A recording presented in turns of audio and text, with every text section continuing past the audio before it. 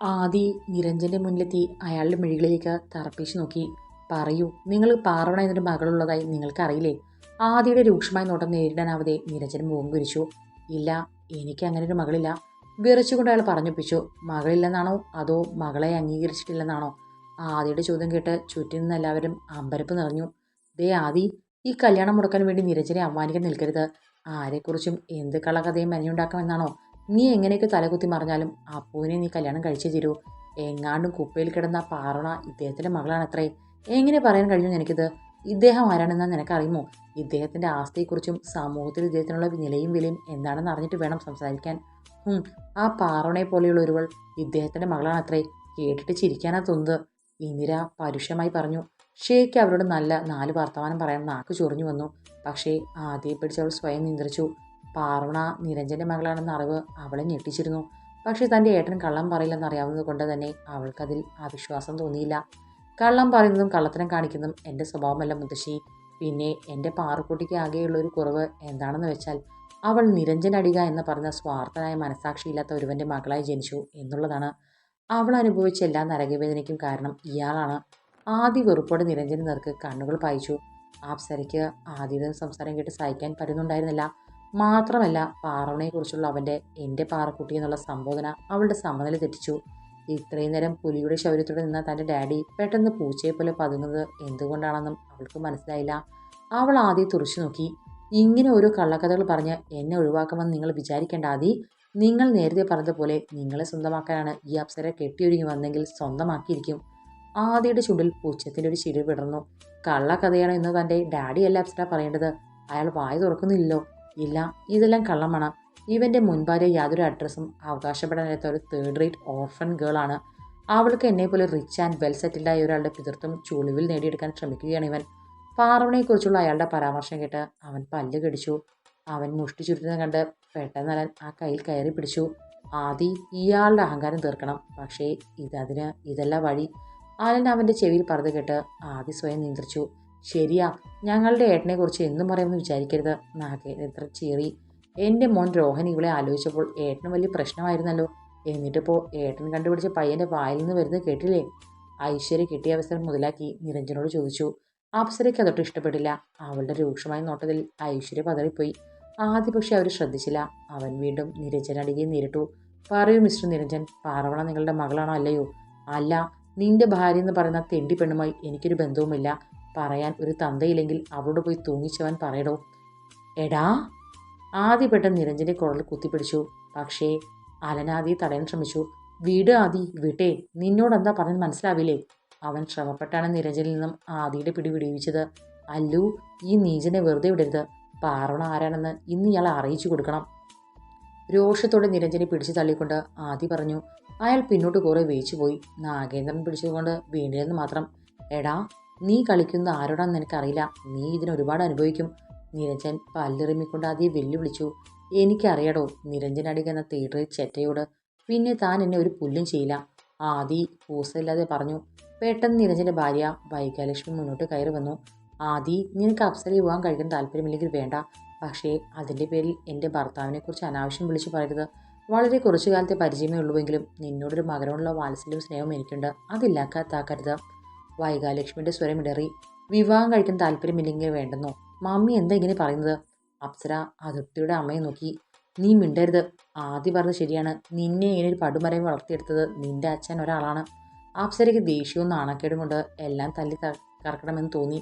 അവൾ രോഷത്തോടെ പല്ല് കടിച്ചു. ആദിക്ക് വൈകാലക്ഷ്മി നോക്കുമ്പോൾ വിഷമം തോന്നി. ഇനി ഉണ്ടാവാൻ പോകുന്നത് ഈ അമ്മ താങ്ങുമോ?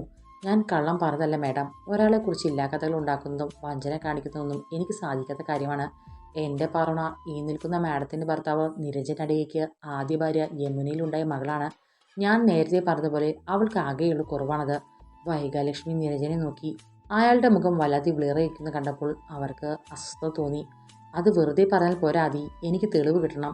എൻ്റെ ഭർത്താവിന് കപടമായ മറ്റൊരു മുഖമുണ്ടോ എന്ന് എനിക്കറിയണം. അല്ലു, ആദ്യം അലനെ നോക്കി. അലൻ മണ്ഡപത്തിനെതിരെ സ്ഥാപിച്ചിരുന്ന വലിയ സ്ക്രീനരികിലേക്ക് ചെന്നു. വെഡ്ഡിംഗ് സെറമണിയുടെ പ്രധാനപ്പെട്ട വിഷ്വൽസ് എടുത്തു കാണിക്കാനായി നേരത്തെ തന്നെ അവിടെ അറേഞ്ച് ചെയ്തതായിരുന്നത്. അലൻ തൻ്റെ ഫോണിലുണ്ടായിരുന്ന വിഷ്വൽസ് ലാപ്ടോപ്പിലേക്ക് ലോഡ് ചെയ്ത ശേഷം ലാബ് സ്ക്രീനുമായി ബന്ധിപ്പിച്ചു. എല്ലാവരും കണ്ണു നിറച്ച് കാണണം. പിന്നീട് ഇതിന് അവസരമുണ്ടായെന്ന് വരില്ല. ആദ്യ ഉച്ചത്തിൽ പറഞ്ഞു. നിരഞ്ജനാടിക ആകെ വിളറി വിയർത്തു. ആദിയുടെ ഉദ്ദേശം എന്താണെന്ന് അറിയത്തെ അയാൾ ഉത്കണ്ഠയുടെ കണ്ണടയൂരി.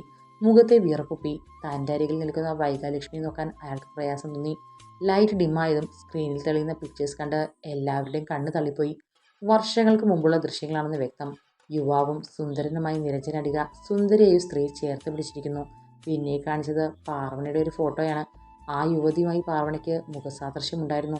വീണ്ടും വീണ്ടും നിരഞ്ജനും ആ യുവതിയും കൂടിയുള്ള പല വേഷവിധാനങ്ങളിലുള്ള ഫോട്ടോസ് സ്ക്രീനിൽ കാണിച്ചുകൊണ്ടിരുന്നു.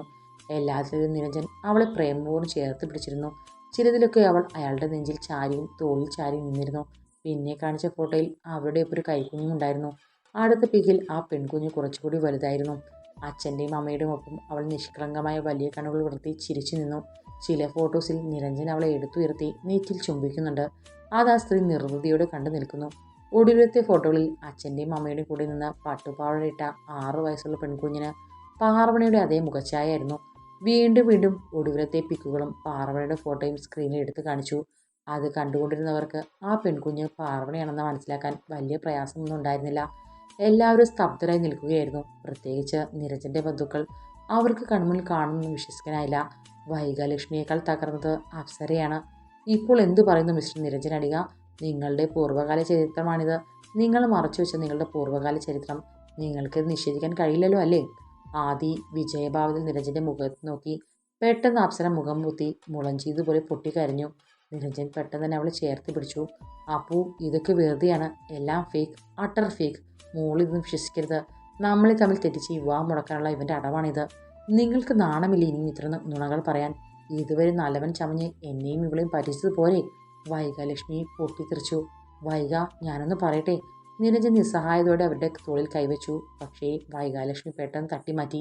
അല്ലെങ്കിൽ ഈ വിവാഹം നടക്കാൻ പോകുന്നില്ല. അത് ഞാൻ നിങ്ങളുടെ മകളെ വിവാഹം കഴിക്കണമെന്ന് നിങ്ങൾ എന്നോട് ആദ്യമായി ആവശ്യപ്പെട്ട ദിവസം തന്നെ നിശ്ചയിച്ചുറപ്പിച്ചതാണ്. ആദ്യം പറഞ്ഞത് കേട്ട് നിരഞ്ജൻ്റെ മുഖം വല്ലാതെ വലിഞ്ഞു മുറുകി. നിന്റെ ആ തെണ്ടിപ്പെണ്ണ് എൻ്റെ മകളാണെന്ന് നിനക്ക് തെളിയിക്കണമല്ലേ? നടക്കില്ലടാ. അവൾ എൻ്റെ മകളല്ല. ആണെന്ന് ഞാൻ തെളിയിച്ചാൽ പിന്നെ അവളെക്കുറിച്ച് താൻ കുറേ നേരമായി ബഹുമാനമില്ലാതെ സംസാരിക്കുന്നു. തന്നോട് കൊണ്ടല്ലേ സംസാരിക്കേണ്ടത് എന്ന് എനിക്കറിയാം. ആദി നിരഞ്ജനെ വെല്ലുവിളിച്ചു. തെളിയിച്ചാൽ ഞാൻ നിന്നോട് നിരുപാധികം മാപ്പ് പറയാം.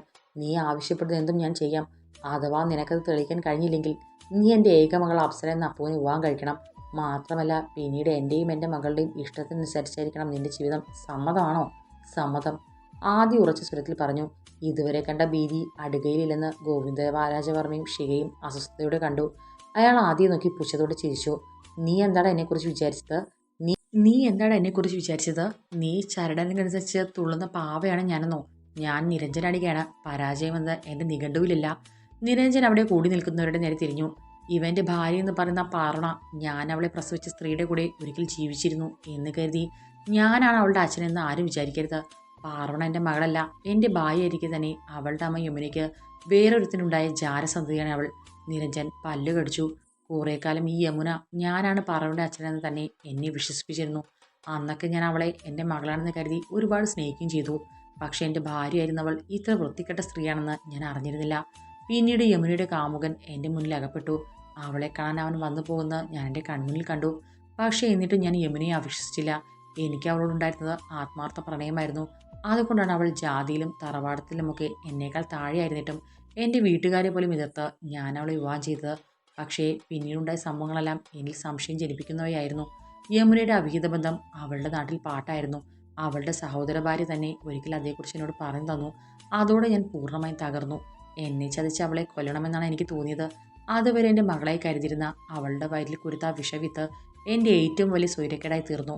തൊട്ടടുത്ത് അതിൻ്റെ നിഴൽവട്ടം കാണുമ്പോഴൊക്കെ ഞാൻ അതിനെ ആട്ടി ഓടിച്ചു. അച്ഛ എന്ന് വിളിക്കുമ്പോൾ എനിക്ക് ചെവിയിലാരോ ഈയം ഒരുക്കി ഒഴിക്കുന്ന പോലെ തോന്നി. അതിനെ കാണും തന്നെ എനിക്ക് വെറുപ്പായി. അതിനെ ചൊല്ലി എനിക്കും യമുനയ്ക്കുമിടയിൽ വഴക്കുകൾ പതിവായി. ഞങ്ങൾക്കിടയിലേക്ക് വന്ന അവളൊരു ശാപമാണെന്ന് യമുന പറയുമ്പോൾ ഞാൻ ഉള്ളിൽ സന്തോഷിക്കുകയായിരുന്നു. കലഹത്തിനൊടുവിൽ യമുന ഫ്രസ്ട്രേഷൻ സഹിക്കാൻ വയ്യാതെ അവളെ കുതിരെ തല്ലും. അതൊക്കെ ഞാൻ ആസ്വദിച്ചിരുന്നു. കാരണം അത്രയ്ക്ക് വെറുപ്പായിരുന്നു എനിക്ക് ആ നിർകൃഷ്ട ജീവിയെ. കടിച്ച് തുപ്പുന്നത് പോലെ നിരഞ്ജൻ പറയുന്ന വാക്കുകൾ കേട്ട് ആദ്യത്തെ നെഞ്ചാരോ ബ്ലേഡിനാൽ വരയുന്നത് പോലെ തോന്നി. അന്ന് ഉപേക്ഷിക്കപ്പെടുമ്പോൾ അവൾ നോക്കിയ നോട്ടം അവന് ഹൃദയം പിളരുന്ന യാതന അനുഭവപ്പെട്ടു. അതൊന്നും അറിയാതെ നിരഞ്ജൻ തുടർന്നു. പിന്നീട് ആ നികൃഷ്ട ജന്മം കാരണം ഞങ്ങൾക്കിടയിൽ കലഹങ്ങൾ കൂടി വന്നു. എൻ്റേതല്ലാത്ത ഒന്നിനെ തലയിൽ ചുമക്കാൻ ഞാൻ ഷണ്ടനല്ലെന്ന് യമുനയുടെ മുഖത്ത് നോക്കി ഞാൻ പലവട്ടം പറഞ്ഞിട്ടുണ്ട്. ഞാൻ ജോലിയുടെ ആവശ്യങ്ങൾക്കായി പുറത്തു പോകുമ്പോഴൊക്കെ യമുന തൻ്റെ കാമുകനായി സന്ധിച്ചിരുന്ന വിവരം അവളുടെ നാഥൻ സാവിത്രിയാണ് എന്നെ ചോർത്ത് തന്നത്. സത്യം പറഞ്ഞാൽ യമുനയെ നിരീക്ഷിക്കാനുള്ള എൻ്റെ ഏജൻ്റായിരുന്നു അവർ. ചോർത്തി തരുന്ന വിവരങ്ങൾക്കനുസരിച്ച് ഞാൻ അവർക്ക് കനത്ത തുക പ്രതിഫലമായി നൽകിയിരുന്നു. അപ്പോഴേക്കും എനിക്ക് യമുനയും അടുത്തിരുന്നു. അവൾക്ക് വേണ്ടിയാണ് ഞാനെല്ലാം ഉപേക്ഷിച്ചത്. എന്നിട്ടും അവളെന്നെ ചതിച്ചപ്പോൾ ഞാൻ അവളെ ഉപേക്ഷിക്കാൻ തീരുമാനിച്ചു. ഇല്ലത്ത് പോയി എൻ്റെ അച്ഛനെ കണ്ട് ഞാൻ കാല് പിടിച്ച് മാപ്പ് പറഞ്ഞു. യമുനയെ ഉപേക്ഷിക്കുകയാണെന്ന് പറഞ്ഞു. അവളുടെ വയറ്റിൽ കുരുത്ത ജാരസന്ധിയുടെ കാര്യം ഞാൻ മറച്ചു വെച്ചില്ല. പക്ഷേ യമുന വെറുതെ ഇരുന്നില്ല. അവൾ എൻ്റെ പേരിൽ കേസ് കൊടുത്തു. അവൾ നിഷ്കളങ്കയാണെന്നും ഞാൻ അവളെ മനഃപൂർവ്വം ഉപേക്ഷിക്കാൻ ശ്രമിക്കുകയാണെന്നുമായിരുന്നു ആരോപണം. കേസ് കോടതിയിലെത്തി. അച്ഛൻ എനിക്ക് വേണ്ടി അന്നത്തെ പ്രഗത്ഭനായ ഒരു വക്കീലിനെ തന്നെ വെച്ച് വാദിച്ചു. പക്ഷേ യമുനയും പിറകോട്ട് പോയില്ല. അല്ലെങ്കിലും ഏതെങ്കിലും ഒരു പെണ്ണ് എന്തെങ്കിലും വിടുവായത്തം വിളിച്ചു പറഞ്ഞാൽ അവൾക്ക് നമ്മുടെ നിയമം കൂട്ടുനിൽക്കും. എൻ്റേതല്ലാത്ത കുട്ടിയെ തലയിൽ ചുമക്കാൻ എനിക്ക് ആഗ്രഹമില്ല എന്ന് ഞാൻ കോടതിയെ അറിയിച്ചു. ഞാൻ പറഞ്ഞ കള്ളമാണെന്ന് യമുനയും വാദിച്ചു. അവസാനം കോടതി DNA ടെസ്റ്റിന് ഉത്തരവിട്ടു. അങ്ങനെ ഒരു തിരിച്ചടി യമുന പ്രതീക്ഷിച്ച് കണ്ടില്ല. DNA ടെസ്റ്റിൽ പാർവണൻ്റെ മകളെല്ലാം തെളിഞ്ഞു. അത്രയും പറഞ്ഞ് നിരഞ്ജൻ കിതച്ചു.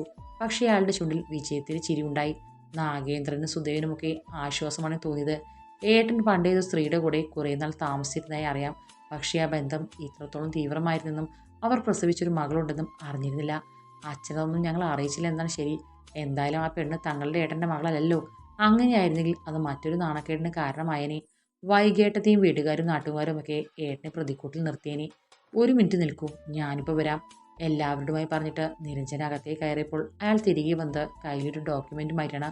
അയാളത് ആദിയുടെ നേരെ നീട്ടിപ്പിടിച്ചു. ദാ നോക്ക്, പാർവണ എൻ്റെ മകളാണോ അല്ലയോ എന്ന് തെളിയിക്കാൻ വേണ്ടി കോടതി വിധിച്ച DNA ടെസ്റ്റിൻ്റെ റിസൾട്ടാണിത്. കോർട്ടിൻ്റെ നിർദ്ദേശമനുസരിച്ച് FBI സർട്ടിഫൈ ചെയ്ത പാലക്കാട്ടുള്ള സ്പെഷ്യലൈസ്ഡ് ലബോറട്ടറിയിൽ നിന്ന് അന്നത്തെ ഫേമസ് ഡോക്ടർ ഫിലിപ്പ് അഗസ്റ്റിൻ്റെ നേതൃത്വത്തിലുള്ള ഒരു സംഘം ഡോക്ടേഴ്സിൻ്റെ പരിശോധിച്ചത്. പിന്നെ കോടതി വിശകലനം ചെയ്ത് ബോധ്യപ്പെട്ടത്. നിരഞ്ജൻ വീണ്ടും അത് ആദിയുടെ നേരെ നീട്ടിപ്പിടിച്ചു. ദാ നോക്കാതി, കണ്ണു തുറന്നു നോക്ക്. നിൻ്റെ ഒന്നിനും കൊള്ളാത്ത മുൻപാരി പാർവണ. ആ പെണ്ണുമായി എനിക്ക് യാതൊരു രക്തബന്ധവും ഇല്ലെന്ന് തെളിയിക്കുന്ന ഡോക്യുമെൻ്റാണിത്. എനിക്കാകെ ഒരു മകളേ ഉള്ളൂ. അതെൻ്റെ അപ്പുവാണ്. My rich and elegant doctor Apsara Niranjan. മനസ്സിലായോ നിനക്ക്? എൻ്റെ അപ്പു നിന്നെ ആഗ്രഹിക്കുന്നെന്ന് മനസ്സിലായപ്പോൾ ആദ്യമൊക്കെ ഞാൻ അവളെ പറഞ്ഞ് മനസ്സിലാക്കാൻ ശ്രമിച്ചിരുന്നു. ആ വിവാഹിതനാണെന്നും നിന്നെ ആഗ്രഹിക്കുക തെറ്റാണെന്നും. പക്ഷേ നിൻ്റെ കൂടെ നിൽക്കുന്ന ആ പെണ്ണിൻ്റെ ഫോട്ടോ കാണാൻ ഇടയായപ്പോൾ എനിക്ക് സംശയം തോന്നി. ഞാൻ മറക്കാൻ ആഗ്രഹിക്കുന്ന എൻ്റെ പഴയകാലം എന്നിലേക്ക് ഇരമ്പിയെത്തി. അതുകൊണ്ട് തന്നെ അവളുടെ വെയറബിൾസ് ഞാൻ അന്വേഷിച്ചു. അപ്പോഴാണ് അവൾ പണ്ട് എൻ്റെ ജീവിതം തകർത്ത യമുനയുടെ ആ ജാരസന്ധതയാണെന്ന് മനസ്സിലായത്. അന്ന് ഞാൻ ഉറപ്പിച്ചു, എന്ത് വില കൊടുത്തും നിന്നെ എൻ്റെ മകൾക്ക് നേടിക്കൊടുക്കണമെന്ന്. എനിക്ക് നിൻ്റെ മുൻ ഭാര്യയുടെ പക മാത്രമേ ഉള്ളൂ. എൻ്റെ മകൾക്ക് കിട്ടാതെ യാതൊരു സൗഭാഗ്യം അവൾക്ക് കിട്ടരുതെന്ന് ഞാൻ നേരത്തെ തന്നെ ചിന്തിച്ചുറപ്പിച്ചതാണ്. എൻ്റെ അപ്പു ആഗ്രഹിച്ച പുരുഷനെ യമുനയുടെ മകൾ വെച്ചുകൊണ്ടിരിക്കേണ്ട. ഞാൻ ആഗ്രഹിച്ചതുപോലെ തന്നെ നിന്നെക്കൊണ്ട് അവളെ ഉപേക്ഷിപ്പിച്ചു. ഇപ്പോഴിതാ നീ എൻ്റെ മകളെ താലി കെട്ടാൻ പോകുന്നു.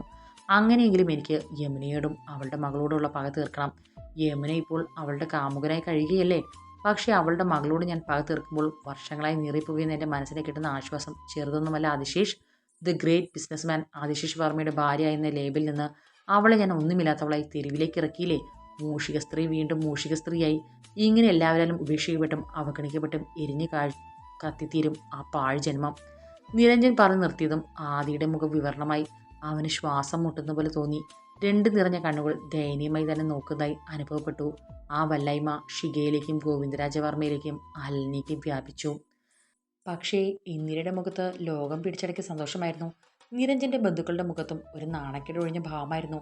കണ്ടില്ലേ, ആ പന്നപ്പെണ്ണ് നിരഞ്ജൻ്റെ മകളാണെന്ന് ആയിരുന്നില്ല ഇവരുടെ ചിലരുടെ വാദം. എന്നിട്ട് എന്താ ഇപ്പോൾ? അവളെ കണ്ടാൽ തന്നെ അറിയില്ലേ അവളൊരു അട്ടയാണെന്ന്. അതിന് ഒരുപാട് കാലമൊന്നും മെത്തയിൽ കിടക്കാൻ വിധിയില്ല. അതാ നിരഞ്ജൻ അവളുടെ പിതൃത്വത്തിൽ സംശയം തോന്നിയത്. ഇനിയിപ്പോൾ ആദ്യം വേറൊന്നും പറയാനില്ലല്ലോ. നീ വാക്ക് പറഞ്ഞതുപോലെ അപ്പുവിൻ്റെ കടയിൽ താലി ചേർത്ത് നോക്ക്. പിന്നെ ഇദ്ദേഹം പാർവണയുടെ അമ്മയുടെ കൂടെ കഴിഞ്ഞത്, പണ്ടും ജാതിയിൽ താഴ്ന്ന സ്ത്രീകളുടെ കൂടെ കഴിയുന്നത് ആട്ടിന്മാരെ പുരുഷന്മാരുടെ അവകാശമായിരുന്നില്ലേ? എന്തിന് ഈ പറഞ്ഞ പാർവണ ആദിയുടെ കൂടെ കുറച്ചു കാലം കഴിഞ്ഞതല്ലേ? അമ്മയുടെ തനിനിറം മകളും കാണിച്ചു. ഞാൻ പറഞ്ഞു വന്നത് ഈ കാര്യങ്ങളിലൊന്നും തന്നെ നിരഞ്ജനെ കുറ്റം പറയാനില്ല എന്നാണ്.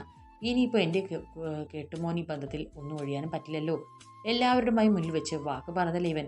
മറ്റൊന്നും നോക്കണ്ട, അപ്പമോളെ മണ്ഡപത്തിലേക്ക് ഇരുത്തൂ. ആദിക്ക് ഇന്ദിരയുടെ വാക്കുകൾ കേട്ടപ്പോൾ അതികഠിനമായ രോഷവും വേദനയും തോന്നി. അവരുടെ പാർവണയെക്കുറിച്ചുള്ള പരാമർശം അവനെ വല്ലാതെ ഒലിച്ചു. പാവം, താൻ ഒറ്റ ഒരുത്തനാണ് അവൾക്ക് ഈ അപമാനമെല്ലാം കൊടുത്തത്. അവൻ്റെ മുഖം കുനിങ്ങിപ്പോയി. നിരഞ്ജൻ വീണ്ടും കിട്ടിയ ശൗര്യത്തോടെ വൈകാലക്ഷ്മി സമീപിച്ചു. വൈക, നിനക്കെന്നോട് ക്ഷമിക്കാൻ കഴിയില്ലേ? മറ്റൊരു സ്ത്രീയുടെ കൂടെ കഴിഞ്ഞാൽ നിങ്ങളോട് ഞാൻ ക്ഷമിക്കണോ? മാത്രമല്ല അത് മറച്ചു വെച്ചാൽ നിങ്ങൾ വിവാഹം കഴിച്ചത്. വൈഗ ലക്ഷ്മിയുടെ മുഖം കടുത്തു. അത് ശരിയാണ് വൈഗ, എൻ്റെ സാഹചര്യങ്ങളാണ് എന്നെക്കൊണ്ട് തെറ്റിച്ചേച്ചത്. പക്ഷേ വൈഗ, ഇന്ന് നമ്മുടെ മകളുടെ വിവാഹമാണ്. അവൾ അത്രയേറെ ആഗ്രഹിച്ച പുരുഷനുമായുള്ള വിവാഹം. നിനക്കറിയാമല്ലോ വൈഗ, ഞാൻ ആദ്യം അവൾക്ക് നേടിക്കൊടുക്കാൻ എത്രമാത്രം കഷ്ടപ്പെട്ടു എന്ന്. നോക്ക്, ഇപ്പോഴെല്ലാം ഒത്തു വന്നിരിക്കുകയാണ്. ഇനി ഈ വിവാഹം മുടങ്ങിപ്പോയാൽ നമ്മുടെ മകൾക്ക് മറ്റൊരു ജീവിതം ഉണ്ടാകില്ല. അതെനിക്ക് ഉറപ്പാണ്. വൈഗലക്ഷ്മി ഒന്നും വേണ്ടാതെ നിശബ്ദയായി നിന്നു. നിരഞ്ജൻ കൗശലപൂർവ്വം സംസാരിച്ചു തുടങ്ങി. വൈഗയുടെ നോട്ടത്തിൽ ഞാനൊരു വഞ്ചകനായിരിക്കാം. പക്ഷെ തന്നെ വിവാഹം കഴിച്ചതിന് ശേഷം ഞാനൊരു മറ്റൊരു പെണ്ണിനെ കുറിച്ച് ചിന്തിച്ചിട്ടേ ഇല്ല വൈഗ. ഒരുപക്ഷെ യമനിക്ക് മുൻപേ ഞാൻ വൈഗയെ കണ്ടിരുന്നെങ്കിൽ താൻ മാത്രമേ എൻ്റെ ജീവിതത്തിൽ ഉണ്ടാകുമായിരുന്നുള്ളൂ. എന്ത് ചെയ്യാം, അതിനുള്ള ഭാഗ്യം എനിക്ക് ഇല്ലാതെയായിപ്പോയി. പക്ഷെ ഞാൻ നിന്നെ അത്രമാത്രം സ്നേഹിക്കുന്നുണ്ട് വൈഗ. വൈഗയ്ക്ക് എന്ത് വേണമെങ്കിലും തീരുമാനിക്കാം. താൻ ആഗ്രഹിക്കുന്നുണ്ടെങ്കിൽ എന്നെ ഡിവോഴ്സ് ചെയ്തോളൂ. ആ ശിക്ഷ ഞാൻ അർഹിക്കുന്നു എന്ന് തനിക്ക് തോന്നുന്നുണ്ടെങ്കിൽ ഞാൻ എതിർക്കില്ല വൈഗ. പക്ഷേ ഇപ്പോൾ നമ്മുടെ മകളുടെ നല്ല ജീവിതത്തിന് വേണ്ടി എന്നോടൊപ്പം നിന്ന് അവളെ അനുഗ്രഹിക്കണമെന്ന് ഞാൻ തന്നോട് അപേക്ഷിക്കുകയാണ്. വൈഗലക്ഷ്മി ഒരു ശ്വാസമുട്ടലോടെ നിരഞ്ജനെ നോക്കി. പിന്നെ അരികിൽ നിൽക്കുന്ന ആദ്യയും. അവൻ്റെ മുഖത്തൊരു പകപ്പുണ്ടെന്ന് അവർക്ക് തോന്നി. ഇനി എന്ത് ചെയ്യണമെന്നറിയാത്ത അവസ്ഥ. അപ്സരയാണെങ്കിൽ വീണ്ടും ഭൂമിയിൽ നിന്ന് ആകാശത്തേക്ക് ഉയർന്ന പ്രതീതിയിലായിരുന്നു. ഈ വിവാഹം നടക്കില്ലെന്ന് തന്നെ വിചാരിച്ചതാണ്. പാർവണ തൻ്റെ ഡാഡിയുടെ മകളാണെന്ന് കേട്ടപ്പോൾ താൻ അമ്പയെ തകർന്നു പോയിരുന്നു. പക്ഷേ ഇപ്പോൾ ആദിയുടെ തകർച്ച കാണുമ്പോൾ തനിക്ക് എന്തെന്നില്ലാത്ത സന്തോഷമാണ് തോന്നുന്നത്. തൻ്റെ പഴയ പ്രൗഢിയും ഊർജ്ജമൊക്കെ തിരിച്ചു കിട്ടിയതുപോലെ. ആദിയുടെ മുത്തശ്ശി പറഞ്ഞതുപോലെ പാർവണയുടെ അമ്മ തൻ്റെ ഡാഡിയുടെ കൂടെ കുറച്ചു കാലം താമസിച്ചിരിക്കാം. അതിനെന്താ, അത്രയും കാലം കൂടെ താമസിച്ചതിന് ഡാഡി അവർക്ക് പണം കൊടുത്തിരുന്നല്ലോ. ആദിയുടെ കൂടെ പാർവണയും കുറേ നാൾ താമസിച്ചതാണല്ലോ. രണ്ടും ഒരുപോലെ തന്നെയല്ലേ. ഇപ്പോൾ ഇവിടെ നിൽക്കുന്ന ആളുകൾക്കെല്ലാം പാർവണയുടെയും അവളുടെ തള്ളയുടെയും തനിനിറം മനസ്സിലായിട്ടുണ്ടാവും. അപ്സര ചുണ്ടിൽ നിറഞ്ഞ ചിരിയോടെ ഓർത്തു. ആദ്യം സ്വന്തമാക്കാൻ തനിക്കൊരു അവസരം കിട്ടുമെന്ന് വിചാരിച്ചതല്ല. പക്ഷേ ഇതാണ് തൻ്റെ സമയം. ഇത് ബുദ്ധിപൂർവ്വം ഉപയോഗിച്ച് തരൂ. അവൾ ദയനീയത ഭാവിച്ച് വൈകിയെ നോക്കി. മമ്മി പ്ലീസ്, നിങ്ങൾ തമ്മിലുള്ള വഴക്ക് കാരണം എൻ്റെ ജീവിതം വെച്ച് കളിക്കല്ലേ. ഉറപ്പായും ആദ്യം എന്നെ വിവാഹം കഴിച്ചില്ലെങ്കിൽ എനിക്ക് സൂയിസൈഡ് മാത്രമേ വഴിയുള്ളൂ. അപ്സര അങ്ങനെ പറഞ്ഞപ്പോൾ വൈഗലക്ഷ്മിയുടെ കണ്ണുകളിൽ ഒരു പിടച്ചിലുണ്ടായത് നിരഞ്ജൻ കൗശലത്തോടെ വീക്ഷിച്ചു. അയാൾ മകളെ അഭിനന്ദന ഭാവത്തിൽ നോക്കി. ഞാനെന്ത് പറയാനാ, എനിക്ക് ഇതിനൊന്നും പറയാനില്ല. നിങ്ങളുടെ ഇഷ്ടം പോലെ ആയിക്കോളൂ. വൈഗലക്ഷ്മി ആദിയെ വേദനയോടെ നോക്കി. നിരഞ്ജൻ വീണ്ടും ആദിയെ നേരിട്ടു. എന്താ ആദിശേഷ്, നീ വാക്കുപാലിക്കാൻ തയ്യാറല്ലേ? പാർവണ എൻ്റെ മകളെല്ലാം തെളിഞ്ഞാൽ നീ എൻ്റെ അപ്പുവിനെ വിവാഹം കഴിക്കാമെന്നല്ലേ പറഞ്ഞത്? അതെ. ആദിയുടെ ശബ്ദം താഴ്ന്നു. ശരി, എന്നാൽ നീ അപ്പുവിനെ കൊണ്ട് മണ്ഡപത്തിൽ കയറിയിരിക്കുക. താലികെട്ട് നടക്കട്ടെ. നിരഞ്ജൻ അടിക തൻ്റെ ഗാംഭീര്യം പറഞ്ഞ സ്വരത്തിൽ ആജ്ഞാപിച്ചു. ആദ്യപക്ഷി ചലിക്കാൻ അവൻ നിന്നതേയുള്ളൂ. അവനെ തകർന്ന ഭാവം കാണുന്നതോറും നിരഞ്ജന് സന്തോഷത്തിൻ്റെ അതിരുകളില്ലാതെയായി.